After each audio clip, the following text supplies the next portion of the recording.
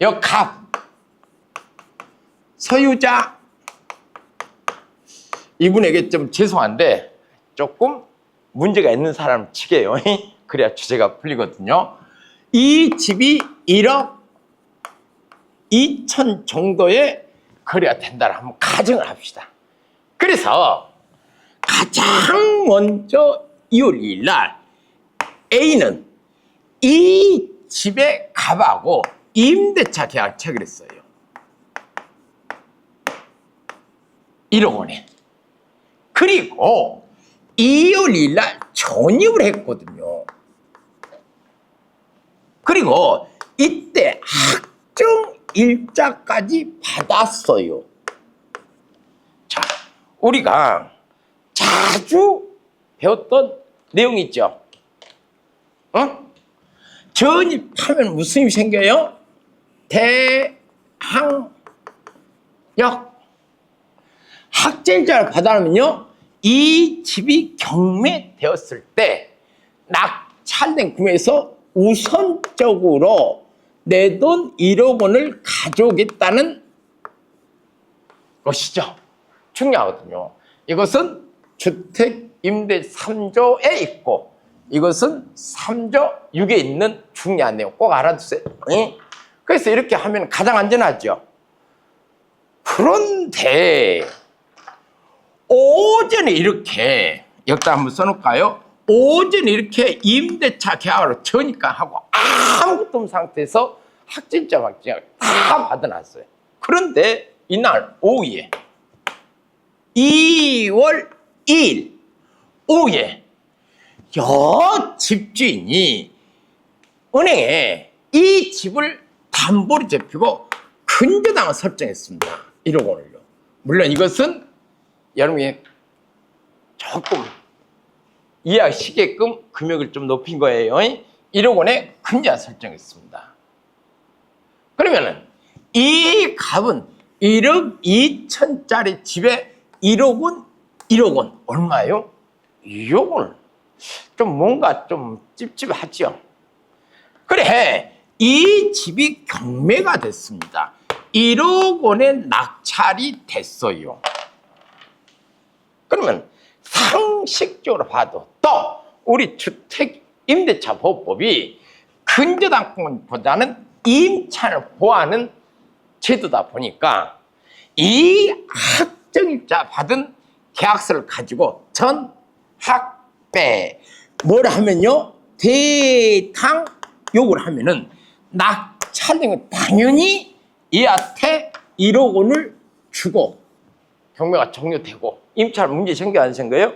안 생길 것 같은데 막상 이 집이 경매되면 이 낙찰된 돈을 누가 더, 즉 A가 빠르느냐 권리가 근저당이 빠르냐를 살펴보는데 이 임차인의 대항력은 언제 발생? 전입한 다음 날 0시에 발생하고 이 근저당은 그날 9시에 효력이 발생합니다. 누가 더 빨라요? 얘가 더 빨라요. 그래서 임차인은 이 돈을 배당받지 못하고 다 얘가 가져갑니다. 그러면은 법으로부터 배당을 받지 못하기 때문에 이 돈은 낙찰자가 인수를 해야 되겠죠. 근데 인수도 하지 않고 이 임차인은 억울하게 짜금 상해서 쫓겨나다는 것이에요. 그러면은 이 내용만 보더라도 여러분 어때요? 이분이 조금 전세 사기친 것 같은 느낌이 좀 들죠. 이분이 이러한 주택임대차 보호법이 어때요? 이게 함정이 있는데 이걸 아마 이용해서 임차인을 그 함정에 빠뜨리지 않았나 하는 안타까운 생각이 드는데 우리들은 이러한 일에 당해서는 안 되겠죠. 그러면은 내가 어떤 집을 임대차 할 때 가장 먼저 임대차 계약 체결해도 안전할 수 없다는 뜻이잖아요. 이럴 때 어떻게 임대차 계약을 체결하고 예방책은 무엇이 될 건지 하나하나 한번 살펴볼 수 없어요? 있겠죠. 물론 도움이 될지 안 될지 몰라도요. 그래도 알아놓으면 위험성을 최대한으로 줄일 수가 있다라는 생각에서 차분하게 한번 살펴보세요. 먼저 어떤 방법이 있을까요? 일단 이런 경우에는요. 임대차 측에서 잔금을 주죠. 잔금 지급하잖아요. 잔금을 지급하기 전에 그냥 주지 말고 잔금 지급하기 전에 반드시 뭐한다? 등기부 등본을 열람하셔라. 아셨어요? 꼭 좀 할 건 하세요. 우리가 하지 않아서 이러한 억울함을 당해요. 왜 그러냐면요. 잔금을 치르기 전에 등기도 한번 떼보세요. 그러면 이 근저당이 설정됐나 안 됐나? 그죠? 설정이 됐으면 잔금을 지급하면 된다 안 된다? 안 되고 설정이 안 됐으면 잔금을 지급하고 전입하는 것도 하나의 뭐예요? 방법이 될 수 있어요. 두 번째는요. 이것도 한번 필요하거든요. 다가구주택 같은 경우에 다가구주택은 어때? 다가구주택 뭐죠? 임차인이 여러 명 사는 사람이잖아요. 그죠? 그래 10세대인데 전부 다 전입해서 1억의 근저당 아니 전입 확정 이것이 근저당과 똑같아요. 그런데 내가 맨 꼴찌로 들어가면은 그 집이 낙찰 나보다 먼저 뭐예요? 전입해서 학자일자 받은 사람 다 받아가고 남들이 나는 10원짜리 못 받아요. 근저당이 하나도 없더라도 다가구 주택 같은 것은 먼저 전입한 임차인들을 확인하셔야 된다. 보증금이 얼마이고 확정일자를 받았는지 안 받았는지 물론 확정일자는 다 받은 걸로 생각을 하셔야 됩니다. 그래 나보다 먼저 전입한 임차인이 10명이에요. 근데 그들 임차부 방금 해드렸죠? 전부 다 1억이에요. 1억? 그럼 10억이죠?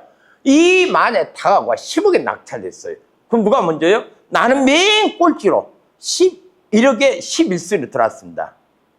그 얘들이 10억 다 가져갔죠? 그럼 나는 가져올 돈 있어 없어요? 없고. 물론 나보다 나중에 근저당이 설정됐다면 대항이 있어서 낙찰자에게 대항을 할 수 있지만은 그렇지 않을 경우는 보증금을 또 다 날릴 수가 있기 때문에 다가구주택 같은 부동산에 전입할 경우에는 먼저 전입한 임차인 수와 그리고 보증금, 확정자들을 아마 공인중개사분들은 알고 계실 거예요. 한번 물어보시는 것도 안전하게 전시 들어가는 방법 중에 하나라는 거 이해되셨죠? 그 다음에 세 번째요. 임대차 계약 여러분들 잘 하셔야 됩니다. 임대차 계약하면 특약이 있죠. 특약은요. 여름지에서 쓰는 거예요. 여름지에서. 그냥 언제 전입하고 언제 중도금 내고 언제 잔금한다 하지 말고 특약상에다가 여기서 임대인에게 잔금을 지급하고 뭐예요? 전입신고를 마칠 때까지 임대인에게 임대차 보증금 잔금을 뭐예요? 잔금을 지급하고 그죠? 될 수 있으면은 전입은 같이 하십시오. 한 날까지 이 부동산에 근저당이 설정될 경우 근데 설정돼 버리면은 보증금 날리잖아요. 그죠? 그래서 내가 잔금을 지급하고 근저에 설정될 때 아니 전입하기 됐기 잔금을 지급하고 전입신고를 하기 전까지는 절대 근저당을 설정하지 않기로 한다. 할 수 있어 없어? 일단 하라고. 근저당을 뭐 한다고요? 설정하지 않기로 한다라고 특약을 하나 넣어놓으세요. 아니, 하라고. 왜냐하면은 임대인을 심리적으로 압박을 할 수 있고, 나중에 만약에 근저당 설정일 때는 계약을 뭐하고요? 해지하고 손해배상을 지급하기로 한다라고 했을 경우에 임대인들의 심리적인 압박감도 줄 수 있고, 그로 인해서 이와 같은 경우가 발생하지 않을 수도 있기 때문에 이것이 효력이 있든 없든 넣어놓으세요. 뭔 알겠습니까? 안 한 것보다 한 것이 좋은 것은 하세요. 괜히 나중에 보증 날리고 질 짜지 말고요. 아십시오? 그리고 네 번째는요, 여러분들 꼭 하나 부탁드리고 싶은데요, 여러 경매된 사례들을 살펴보면요, 계약을 체결하고 전입과 뭡니까? 전입신고하, 계약서에 확정일자 있죠? 확정일자는 최대한 빨리, 얼마나 빨리요? 사정이 허락한 한 최대한 빨리 임대차 집의 전입신고와 계약서에 확정, 하루 이틀 미루지 말고요, 확정일자를 꼭 받아 놓으시 바랍니다. 이러한 사소한 것들을 해서 서울이 다르게 됐을 때 허점이 나타나고, 그러한 허점을 여하튼 임대인들은 이용할 수 있는 만큼 우리 임차인들, 저는 스스로 알 것은 알고 될 것은 대처하고 대응할 건 대응해야 내 전세 보증금을 지킬 수 있다고 생각합니다. 이랬어요. 그리고 다섯 번째, 이것은 뭐 가장 강력한 내 전세 보증을 지키는 방법입니다. 뭘까요? 전세 보증 보험에 가입할 것. 보험료가 얼마 들고, 또 주인이 동의 안 해주고, 또는 조건이 까다롭다 등등으로 전세 보증 보험에 들지 않음으로 해서 보증을 날린 사례가 적지 않은 만큼, 이러한 것들을 모르고 어떻게 해야 될지 모르면요, 무조건 전세 보증보험에 가입하십시오. 어떻게 보면 가장 강력한 내 전세 보증 지키는 방법입니다. 이거 뭐 말이 필요 없죠. 그래서 수상한 방법을 가지 말고 전세 보증보험에 가입할 수 있는 집을 찾는 것도 방법이고, 내가 그러한 조건에 해당되지 않는다면 이러한 식으로 안전을 기할 수 있는 방법. 아셨어요? 제일 중요한 뭐이다? 전세 보증보험에 가입한다. 아셨습니까? 임대 보증 반환 보험을 보호받을 수 있는 가장 강제 예방책입니다. 이걸 놓치지 마시기 바랍니다.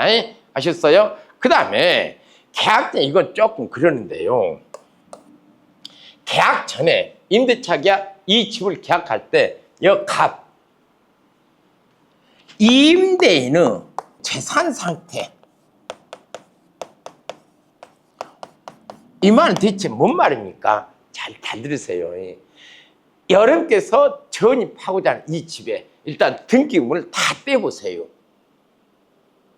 그 집에요, 등기부 보니까 가압류가 집행이 됐다가 말소되고 또 집행이 됐다가 말소되고, 이러한 과거의 이력이요, 복잡해요. 이 말은 이 임대인이 시용 상태가 그렇게 좋지 않다는 것을 반증하는 자료가 되거든요. 이것도 한번 참고로 삼아주시기 바랍니다. 그 뭐예요? 임대인의 재산 상태의 변동 사항을 통해서. 아셨어요? 아따, 이런 것들 서로 하지 말고 하세요. 그리고 마지막으로요, 어디에서 계약을 합니까? 될 수 있으면은 직거래, 임대라고 다이다로 하지 말고, 엔간하면요, 주변 공인 중개 사무소를 통해서 계약을 하시고, 공인중개 사무소에 나 있는 물건을 선택하시고, 이 공인중개사가 나는 또 성실하고, 그죠? 이러한 전세 사기 사항에 대해서 어느 정도 이해를 하고, 또 계약을 체결할 때는 이러한 전세 사기가 충분히 발생할 수 있는 사실을 인지하는 중개사라면은 이 중개사에게 어느 정도 책임을 물을 수 있는 조항도 우리가 한번 생각할 필요가 있어 없어요? 있습니다. 소홀하다고 별로 중요하지 않다고 소리하는 것들이 나중에 엄청난 화근을 몰고 있는 만큼 아주 간단한 것도 소리 다루지 마시고 침착하게 대응하시기 바랍니다.